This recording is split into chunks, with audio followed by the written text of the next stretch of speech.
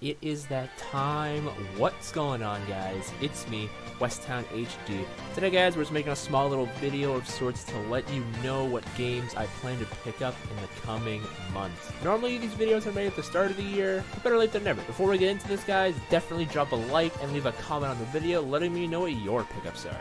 Kicking off our list on July 17th, we have Sonic Mania Plus. Your boy picked this game up day one last year on Switch and loved it so much. This game becoming physical with the whole special art, the whole steelbook, the whole everything. I pre-ordered that as soon as I possibly could. I have it digitally on Switch, but I'm getting it physically now, just to say I have it. I wonder if the save data will carry over. If not, I will gladly play through all of it again. Sonic Mania was one of my favorite games of last year and was such a well done Sonic game. Really hoping for more from the team. Hoping this DLC can definitely match and stack up to the greatness that the original game was. Another item on the list today being a new Gundam Breaker PC edition. See, I want to get this game at day one, but the PS4 version just launched not even a week ago. And I've heard nothing but sour things about it. All my friends have been saying that it's a really bad game. The PS4 version can't even cap over 30.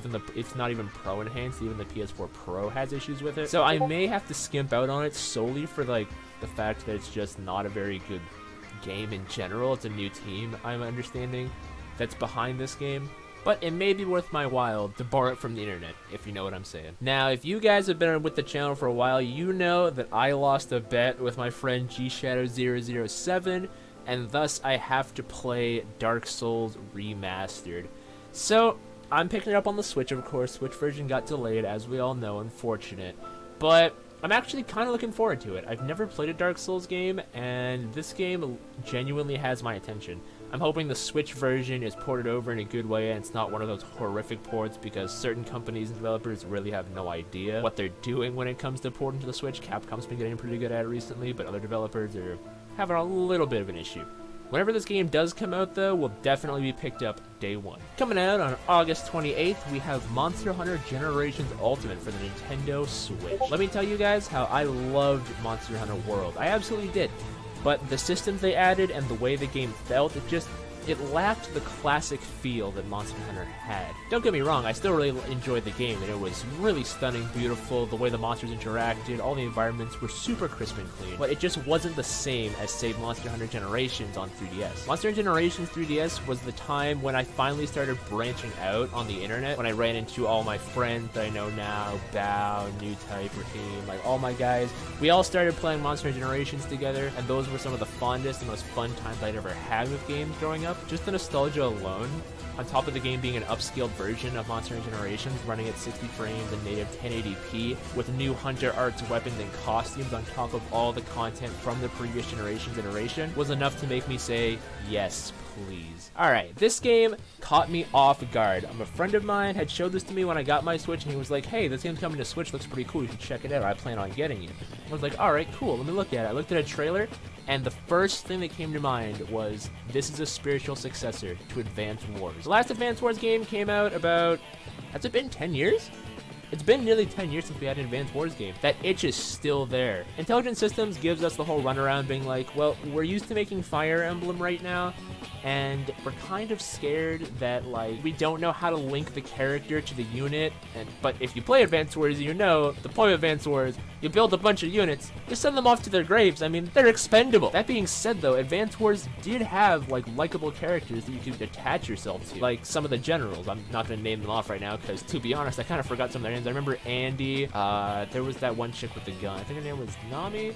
It's been a minute, guys. It's been a very long time, but back to Wargroove. This game comes with the level editor, comes with the campaign mode, comes with literally everything out the box that you need to have a great time. It's basically medieval Advance Wars. You build your units, you can capture things, you have boats. I'm not sure if there's aircrafts or any sort in this game yet, because we still don't know very much about it. But still, game looks super polished nonetheless. E3 overall this year was pretty good. One of the things in particular that caught my eye, though, was the DLC for Xenoblade Chronicles 2, Torna, the Golden Country. This DLC looks so cool. The idea that it's a prequel to Xenoblade Chronicles 2 and sets up the events for the game is such a good idea. It features already likable characters that you've grown to love throughout Xenoblade Chronicles 2, and throws a bit of a twist on the game now. New blades, new party members, and overall it just looks like a grand old time. My only complaint with this game though is that they're selling it physically and separately at full price, which is kinda weird. I mean, I guess if you get both the game plus the DLC, it's only like 90 bucks American, 110 Canadian. So it's almost arguably the better deal. You get 2 for 1, but I guess they're marketing it as a standalone game, which could be a good thing or a bad thing. Bad thing being it's just a standard DLC. It'll last you maybe like a week or so, and you'll be done with it, and boom, it's a full price game. Upside is that this game could be as long, if not longer, than the original Xenoblade Chronicles 2. I'm hoping for the latter, but I see the former being the case. Nonetheless, I'll be purchasing my Season Pass basically next week so I can get my hands on this as soon as it launches. I cannot remember the last time we had a half-decent Mario Party game.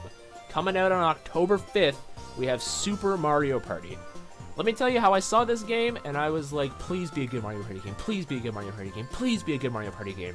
From what we've seen, it looks like the classic Mario Party, like Mario Party 1 to 5. Those were like the last good games, in my humble opinion. They removed the cart, no one is huddled together, it's not a team building exercise. You get to go throughout, collect stars, and ruin all those friendships just like you did all those years ago. On top of that, they're also bringing mini games together in a unique way with the Switch. They showed it off on the Treehouse, and it looked actually really intriguing. I don't know if this game will be day one or not, but it's definitely going to be on my radar. I see myself picking it up closer to the holiday season while my family is around. It's definitely one of those games you play in groups. Coming out on November 16th, we have Pokemon Let's Go Pikachu and Pokemon Let's Go Eevee. I'll be picking up the latter, as I like Eevee more than Pikachu. Not gonna lie, Pikachu's aight, but Eevee just has more options. But then again, when you look at the game, apparently you're not allowed to evolve Eevee or Pikachu or something like that.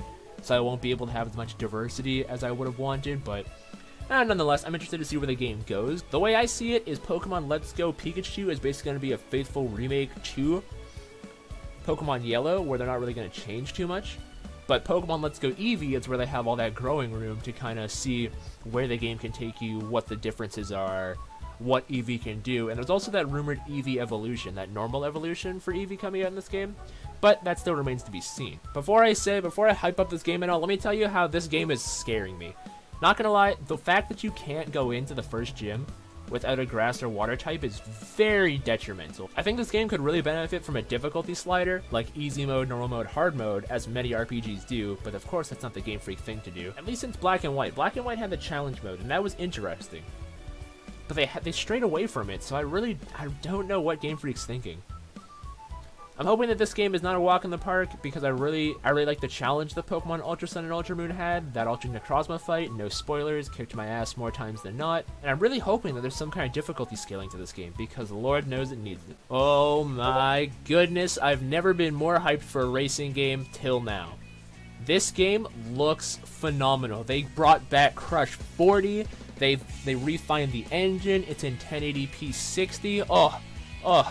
Oh, it looks so good. Only Sonic characters, only Sonic stages. Oh, imagine a Metal Harbor stage. Imagine a Green Forest stage. Oh, I cannot wait for this game to come out. I'm not going to lie. I've never been so excited for a racing game. Team Sonic Racing looks like just genuine fun all around. As I am a big Sonic fan, you guys probably saw this coming. But nonetheless, I'm super excited. This will definitely be day one, as it's not even full price too. Sega's been discounting their games like a lot recently. Sonic Mania is only like 20 bucks, and this game's only supposed to be around 35, I want to say. So even then, it's really not too big of a bullet to bite. Normally, I'd wait on super big price drops for racing games and stuff, but whereas this game is not full price, I think diving in at marketing price right now would be foolish not to. I don't know a single person who is not excited for Super Smash Bros. Ultimate. This game is gonna be Game of the Year. Oh my gosh, it looks so polished, it looks so much fun. I am super excited for this game. Cannot wait to pick back up all my mains. Young Link, we got Pichu in there, my man Snake. If y'all saw my reaction, you know how I feel about Snake. Bayonetta's still broken, I don't see the issue. Ridley, oh my gosh, Ridley, they finally made the impossible possible. This game looks super fun. They brought back literally everything. It's basically the ultimate experience. That's kind of why they titled it Super Smash Bros. Ultimate. I mean, people are still gonna try and argue it's a port, but then I just look at them and say you're either an idiot or it's a port of every single game up to this point. Because that's basically what it is. I'm hoping that they'll port over all the game modes, that we'll have like Adventure Mode, Classic Mode, and Subspace Emissary. Kind of like just pack as much content into this game as you physically can, Sakurai. But at the same time, I don't want Sakurai to kill himself and burn himself out, because that's a no-no. Finishing out our list isn't a game coming out this year, but a game coming out in the foreseeable future of spring 2019. I am referring to Fire Emblem Three Houses. Let me tell you how I started playing Fire Emblem Echoes again recently. I put 24 hours into it, put it down for around 6 months, got completely lost when I came back to it because I was at a super hard stage. And let me tell you how that hurdle was super hard to overcome. But nonetheless, I've been really enjoying Shadows of Valentia. It's a really good game, super polished. Been playing on Classic Mode for the first time. Normally I play my Fire Emblem games on Casual because I'm a filthy casual. When it comes to permadeath, it scares me. I'm going to be frank with you. But I've been doing good so far. Haven't lost anyone. And we're on Act 5, so this game should be to its end at some point, but I need more. Fire Emblem Three Houses looks so good. I'm hoping that there'll be like a romance system because the waifu aspect was always great in Awakening. Very kind of, I'm not going to say tacked on, but it felt kind of unnecessary in Fates. I feel like Awakening was that perfect threshold where like the child system worked, it made sense. But I don't expect them to add a whole child system into this game because the child system in Fates was really not meant to be there. This game is without a doubt day one. If there's a super special edition with a steelbook, maybe like some kind of art book and some of the soundtrack, you know your boy will be there at opening day one. And that's it for my pickups of the coming months. Let me know what you guys plan on picking up. I'm super excited for all these games coming in the near future. Hit that subscribe button and I will see you guys in the next video. Deuces.